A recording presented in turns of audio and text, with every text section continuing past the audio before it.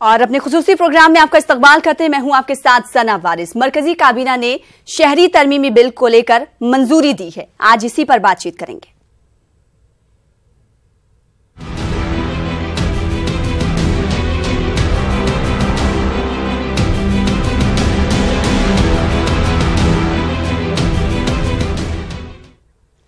जी हां, मरकजी काबीना ने शहरी तरमीमी बिल को मंजूरी दे दी है। इस बिल की रोज से पड़ोसी ममालिक बांग्लादेश, पाकिस्तान और अफगानिस्तान से तर्क वतन करके हिंदुस्तान आने वाले हिंदुओं को शहरियत देने की तजवीज है। इस बिल को कल पार्लियामेंट में पेश किया जा सकता है। इधर इस बिल पर जेपीसी की हतमी रिपोर्ट पर कांग्रेस, तृणमूल कांग्रेस, सीपीएम और एसपी ने नाराजगी का इजहार किया है। इन पार्टियों की शिकायत है कि हतमी रिपोर्ट पर इनसे राय नहीं ली गई। इन पार्टियों का यह भी इल्जाम है कि मुजव्वजा शहरी तरमीमी बिल से आसाम में नस्ली इम्तियाज को फरोग मिलेगा। वहीं शिवसेना ने भी पार्लियामेंट में इस बिल की मुखालिफत करने की बात कही है। दूसरी जानिब इस बिल के खिलाफ नॉर्थ ईस्ट स्टूडेंट्स ऑर्गेनाइजेशन ने कल 12 घंटों के बंद की कॉल दी है। बंद को कई तलबा यूनियंस की हिमायत भी हासिल है। आज इसी मुद्दे पर बातचीत करेंगे। हमारे साथ दो खास मेहमान भी अब से कुछ देर बाद जुड़ जाएंगे।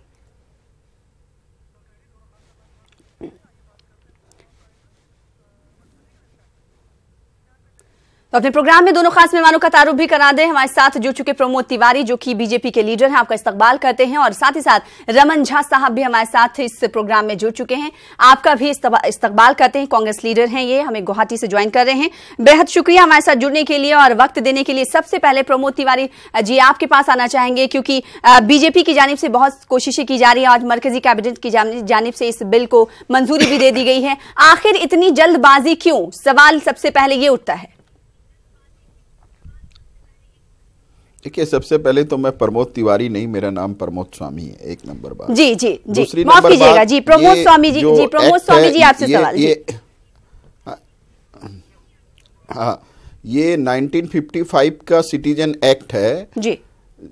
1955 के सिटीजन एक्ट में ये कहा गया था कि पाकिस्तान और अफगानिस्तान में अगर रिलीजियस माइनॉरिटी, आपने सिर्फ हिंदू जिक्र किया, रिलीजियस माइनॉरिटी में सिर्फ हिंदू नहीं है, हिंदू, क्रिश्चियन, बौद्ध, सिख, जैन और पारसी, इन 6 जो कम्युनिटी है, इनके ऊपर अगर कोई धार्मिक अत्याचार या धार्मिक परसिक्यूशन होता है जी, और वो लोग अगर भारतवर्ष में आते हैं तो 11 वर्ष के बाद में सिटीजनशिप के लिए अगर वो अप्लाई करेंगे तो 11 वर्ष के बाद में उनको सिटीजनशिप दी जाएगी। ये 1955 का सिटीजनशिप एक्ट है जो नेहरू जी के समय में बना था जी। इसमें हमने सिर्फ एक अमेंडमेंट किया है, एक संशोधन किया है। वो संशोधन ये है कि पहले जो 11 वर्ष के बाद जिनको सिटीजनशिप मिलती थी उनको 6 वर्ष बाद सिटीजनशिप दी जाएगी। और चूंकि कि बांग्लादेश जो है वो 1971 में बना था, 1955 में नहीं था। आज जो बांग्लादेश है वो 1955 में पाकिस्तान में था जी। तो बांग्लादेश को इसमें हमने अंतर्भुक्त किया है, शामिल किया गया है। अब यानी कि पाकिस्तान, अफगानिस्तान और बांग्लादेश से जिनके ऊपर धार्मिक निर्यातन हो रहा है या अत्याचार हो रहा है, वो लोग अगर भारतवर्ष में आते हैं तो 11 वर्ष की जगह उनको 6 वर्ष के बाद में उनको सिटीजनशिप दी जाएगी। ये एक संशोधन है, एक अमेंडमेंट है। एक्ट तो पहले से ही है जो 1955 से है। और इसके बाद में एक गलत प्रचार किया जा रहा है कि ये सिर्फ हिंदुओं के लिए, ये रिलीजियस माइनॉरिटी के लिए। एक नंबर बात। और दूसरी नंबर बात, आज जो माँ भारती को जो मानने वाले हैं, माँ भारती की जो आराधना करते हैं, उनके ऊपर अगर अत्याचार होता है तो फिर वो माँ भारती के सबूत अगर भारत में नहीं आएंगे तो वो कहां जाएंगे? ये भी एक बहुत बड़ा प्रश्न है। नहीं, लेकिन प्रमोद जी 2014 में जाएं और मोदी साहब का अगर वो बयान सुने, जब वो आसाम गए थे और उन्होंने वहां पर खिताब किया था, संबोधन किया था, उसमें उन्होंने कहा था कि हम यहां से जो बांग्लादेशी हैं उन्हें बाहर कर देंगे। फिर अब तो दूसरा कदम दिखाई दे रहा है ना सरकार का। 1985 में नहीं, 1985 में आसाम समझौता हुआ था। जब आसाम समझौता हुआ उस वक्त से हम ये कहते आ रहे हैं कि इसमें 2 तरह के लोग हैं। एक घुसपैठिए हैं जो राजनीतिक इच्छा शक्ति की वजह से आए हैं, जिन्होंने हमारी डेमोग्राफी को चेंज कर दिया और आज आज भारत में वर्ष में किंग मेकर बन गए। वो लोग हैं जो शरणार्थी के तौर पर आए हैं, जिनके ऊपर धार्मिक निर्यातन हुआ है, और वो लोग भारतवर्ष में आए हैं, तो उनको हम शरणार्थी और घुसपैठिए के बारे में हमारा जो दृष्टिकोण है वह शुरू से ही स्पष्ट है, एकदम स्पष्ट है इस बारे में। नहीं, लेकिन जिस तरीके से आपने कहा कि लोग इल्जाम लगा रहे, जाहिर सी बात है, सवाल ये बनता है प्रमोद साहब कि हिंदू, सिख, बौद्ध, जैन, पारसी और ईसाई को ही क्यों?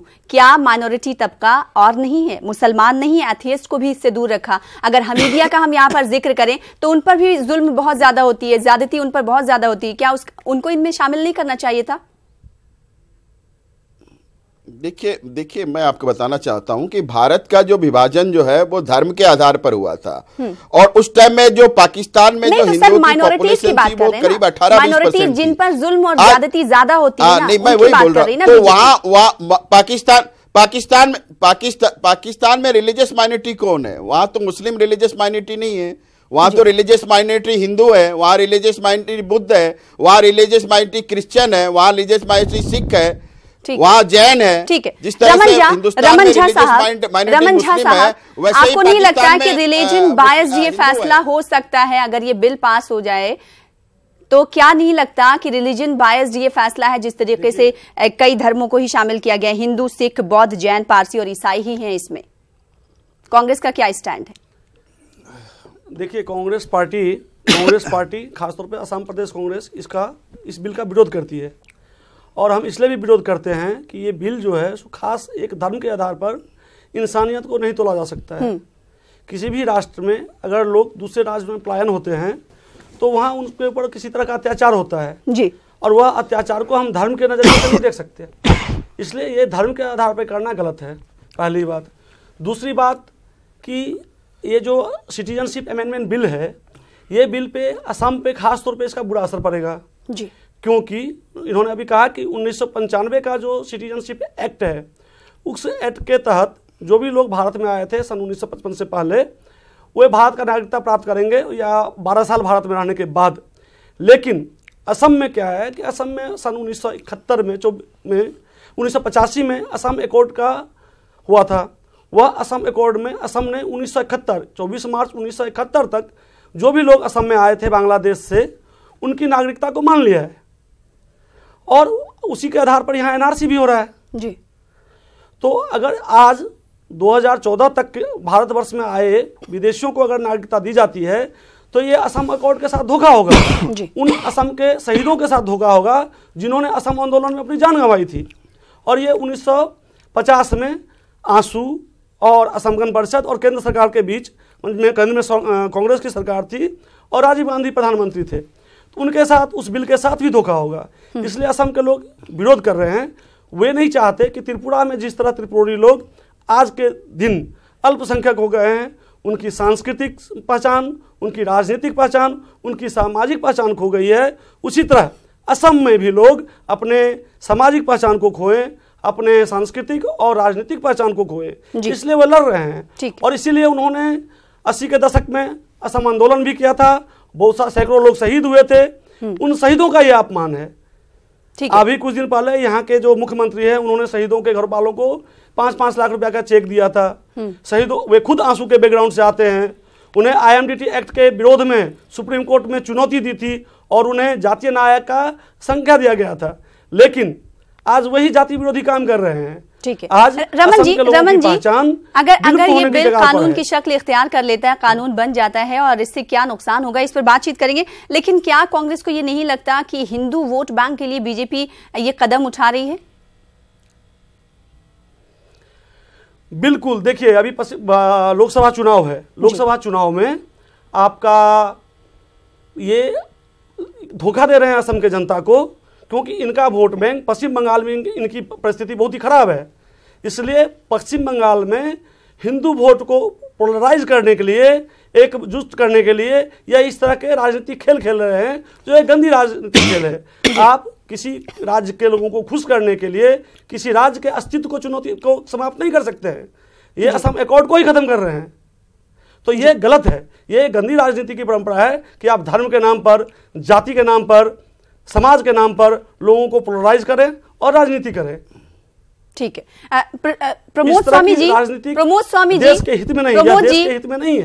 प्रमोद जी, आसाम की जनता खुद नहीं चाहती है। हमने बोलिए। देखा है कि 46 जो संगठन थे, तंजीम थे, उन्होंने एहतजाज किया इसके खिलाफ, और अब भी एहतजाजी प्रोग्राम बनाने का उन्होंने ऐलान कर दिया है कि वो एहतजाज करेंगे। 12 घंटे का कुछ तंजीमें हैं जो एहतजाज करेंगी। इस बिल जो कैबिनेट ने मंजूरी दी है उसको लेकर भी एहतजाज किया जाएगा।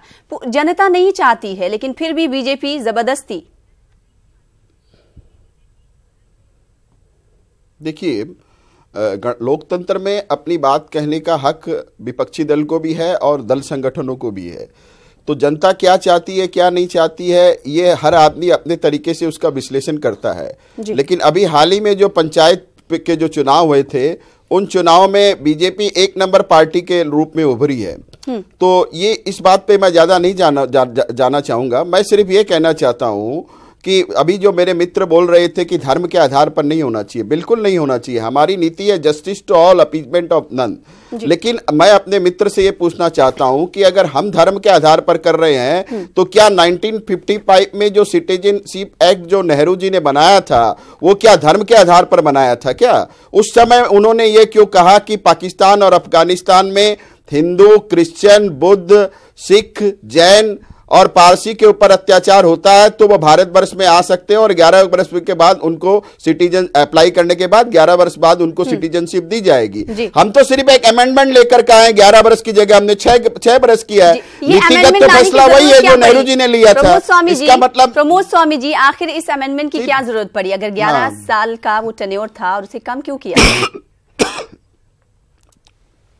देखिए, आज जो मां भारती के जो पुत्र है उनके ऊपर अगर धार्मिक निर्यातन आज बांग्लादेश में, पाकिस्तान में, अफगानिस्तान में हो रहा है। आप देख रही है, पहले जब 1947 में जब भारत स्वाधीन हुआ था, उस समय में पाकिस्तान में हिंदुओं की जनसंख्या कितनी थी, और आज मात्र 1.5% वहां हिंदुओं की जनसंख्या रह गई है। तो मां भारती के जो सपूत है, मां भारती के जो पुत्र हैं, उनके ऊपर अगर धार्मिक निर्यातन होगा तो वो बेचारे कहां जाएंगे? वो तो भारतवर्ष में ही आएंगे।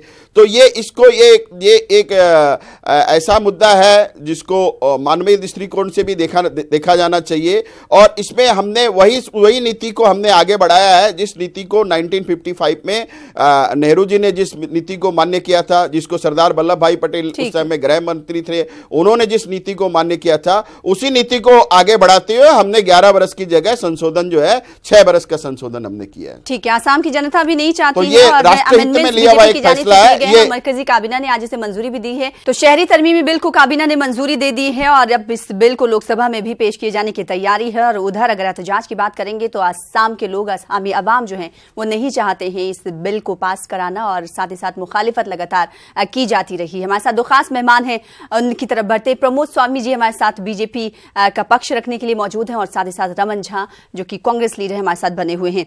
रमन झा, आपसे सवाल ये है कि इलीगल इमिग्रेंट्स जो होते हैं, जो मुल्क में रहते हैं, घुसपैठिए जिन्हें कहा जाता है, क्या ये नहीं लगता कि इस बिल के पास हो जाने के बाद सिर्फ नाम चेंज हो जाएगा, सिटीजनशिप उनको मिल जाएगी और वो रहेंगे वही इलीगल इमिग्रेंट्स?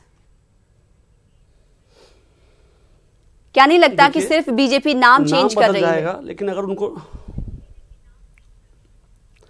देखिए, बीजेपी नाम चेंज कर रही है, साथ ही बीजेपी जो दूसरे राज्य के या दूसरे देश से जो लोग आएंगे उन्हें आमंत्रण दे रही है कि आप भारत में आइए, आप भारत का दरवाजा आपके लिए खुला हुआ है। लेकिन हम नहीं चाहते कि धर्म के आधार पर इस तरह के कुछ भी हो। ठीक है, अगर किसी राष्ट्र में किसी के ऊपर अत्याचार हो रहा है और मानवता के आधार पर अगर आप उसे भारत में नागरिकता देते हैं, तो मैं पूछना चाहता हूं अपने मित्र से, वे बार बार यह कह रहे हैं कि मां भारती के पुत्र, तो भारत में आज भी पाकिस्तान से ज्यादा मुसलमान रहता है और वो भी भारत के नागरिक हैं, मां भारती के पुत्र हैं। आज क्या वे बताएंगे कि पीओके, पाक ऑक्युपाइड कश्मीर, जिसे हम आज भी अपने भारत का हिस्सा मानते हैं और भारत के मानचित्र पर दिखाते हैं, भारत का हिस्सा मानते हैं और कहते हैं वो भारत का अभिन्न अंग है, क्या वहां से आए मुसलमानों को केंद्र सरकार, भाजपा की सरकार नागरिकता देगी? उन्हें क्यों फिर छोड़ दिया? प्रमोद जी जवाब दीजिए। भारतीय के संतान प्रमोद जी, रमन झा साहब का जवाब दीजिए, आपसे सवाल है। कैसे मुसलमानों को देंगे?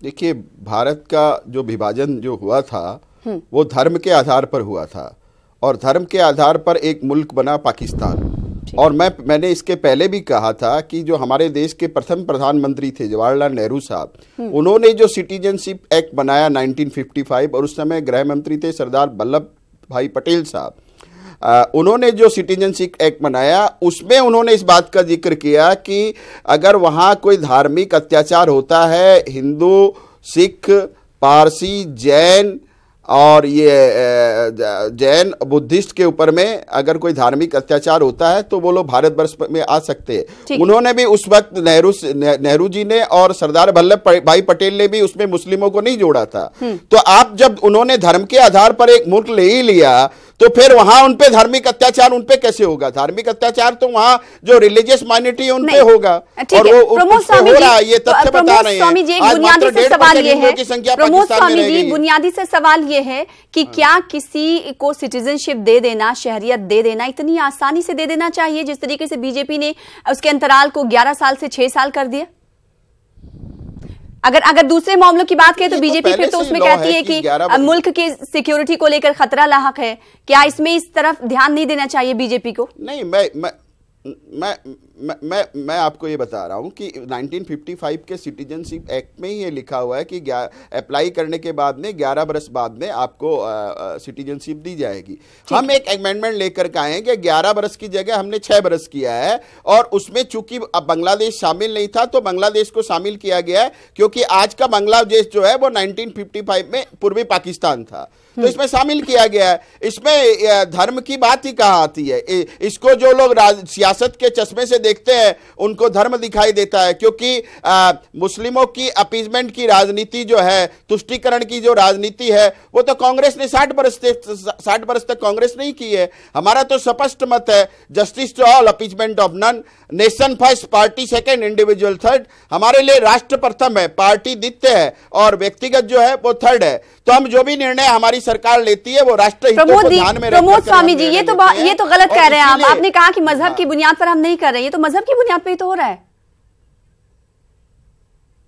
नहीं तो सिटीजनशिप एक्ट भी क्या नेहरू जी ने भी मजहब के आधार पे बनाया था? कि आप कैसी बातें कर रही हैं? नहीं सर, अभी संशोधन ही लेकर के आए हैं ना। दोहरा रहे हैं, आपकी बात को ही दोहरा रहे हैं। और सवाल साथ ही हमारा ये है कि सिटीजनशिप किसी को दे देना क्या इतनी आसानी से दे देना चाहिए? जिस तरीके से 11 साल था और इसको 6 साल कर दिया गया, क्या कम करना चाहिए? और अगर कम किया जाता है, 6 सालों में किसी को शहरियत दी जाती है, किसी गैर मुल्की को शहरियत दी जाती है हिंदुस्तान की, उसका प्लान भी क्या कुछ तैयार किया है बीजेपी की जानिब से? उनकी शिक्षा को लेकर, उनकी तालीम को लेकर और साथ ही साथ उनकी हेल्थ को लेकर, उनके रोजगार को लेकर क्या कुछ प्लान भी तैयार रहेगा? क्योंकि लोग जो है जोक दर जोक आएंगे, फिर क्या मसला दरपेश नहीं होगा हिंदुस्तान में? ये तमाम चीजें पैदा नहीं होंगी, मसले मसाइल इस ताल्लुक से? जब 11 बरस की जगह 6 बरस जब वो अप्लाई करेंगे तो कागज पत्र देख करके 6 बरस के बाद में उनको सिटीजनशिप दी जाएगी। और जहां तक आपने कुछ बुनियादी प्रश्न उठाए कि उनकी शिक्षा के और अन्य जो अधिकारों के प्रश्न उठाए, तो वो सारे जो भारतीय नागरिकों को जो अधिकार मिलते हैं वो उन्हें भी मिलेंगे, उसमें क्या बात है? नहीं तो इतनी ज्यादा तादाद में जब वो आएंगे तो एक साथ कैसे? ऐसे ही हमारे मुल्क में कमी है रोजगार को लेकर, हमेशा नौजवान सड़कों पर उतारते हैं। क्या बीजेपी नहीं देखती है? 31 दिसंबर 2014 के बाद जो आएंगे उनको इसमें एक्सेप्टेंस नहीं दिया जाएगा। और ये जो बिल है इसके बारे में एक गलत प्रचार किया जा रहा है कि ये सिर्फ आसाम के लिए, ये आसाम के लिए नहीं है, ये पूरा एक नेशनल है, पूरे राष्ट्रीय स्तर पर इसको ये लागू होगा। तो ये कोई आसाम के लिए नहीं है, कि ऐसा नहीं है कि सारे जो हैं वो आसाम में ही आ जाएंगे। सर हिंदुस्तान की बात कर रहे हैं, आसाम की बात नहीं कर रहे, हिंदुस्तान में लागू होगा। तो क्या हिंदुस्तान में जो बाहरी मुल्क के लोग आएंगे जिन्हें शहरियत दी जाएगी, उसको लेकर बीजेपी का कोई प्लान है? सवाल हमारा सीधा है।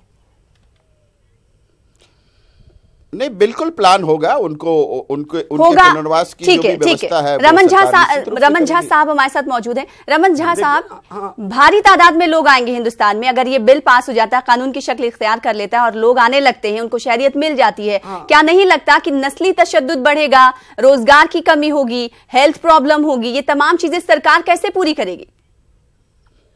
जी हाँ, आज भारत में ऐसे भी बेरोजगार बहुत हैं। अगर और लोग बाहर से आते हैं, दूसरे राष्ट्र से भारत में आके बसते हैं, तो बेरोजगारी की समस्या बढ़ेगी। जाहिर सी बात है। असम को लेकर हम इसलिए ज़्यादा चिंतित हैं क्योंकि बांग्लादेश की बहुत बड़ी सीमा, बांग्लादेश की बहुत सारी सीमा, बहुत बड़ी सीमा असम के साथ लगता है, और यहाँ का कल्चर, खान पान उनके साथ मिलता जुलता है, जो आके असम में बसने के लिए उनके लिए सहज है, वो आसानी से बस सकते हैं। दूसरी चीज़ है कि बार बार ये 1955 के एक्ट की बात कर रहे हैं, लेकिन 1985 एक्ट जो असम अकॉर्ड हुआ था, क्या उसे वे नकारते हैं? क्योंकि असम अकॉर्ड के शेड्यूल 5 में साफ कहा गया था कि 24 मार्च 1971 तक जो भी लोग बांग्लादेश से भारत में आए हैं उन्हें नागरिकता दी जाएगी, और उसके बाद आए हुए लोगों को नागरिकता नहीं दी जाएगी। ठीक है, तो सीधा सवाल यही है कि शहरी तरमीमी बिल को काबीना ने मंजूरी दे दी है और अब इसे लोकसभा में पेश किया जाना है, पार्लियामेंट में पेश किया जा सकता है, इसे कहा जा रहा है। अब अगर ये बिल जो है कानून की शक्ल इख्तियार करता है तो सवाल ये उठता है कि जो प्लान बी है वो बीजेपी को तैयार करना चाहिए, पहले से ही सोच समझ कर तमाम सारे फैसले जो है कर लिए जाने चाहिए बीजेपी के लिए। ये यहाँ से इस मंच से ये बातें जा रही हैं, और आप दोनों का बहुत बहुत शुक्रिया हमारे साथ जुड़ने के लिए, प्रमोद स्वामी जी हमारे साथ जुड़ने के लिए और बातचीत करने के लिए, और साथ ही साथ रमन झा लीडर कांग्रेस के हमारे साथ जुड़ने के लिए, वक्त देने के लिए बेहद शुक्रिया।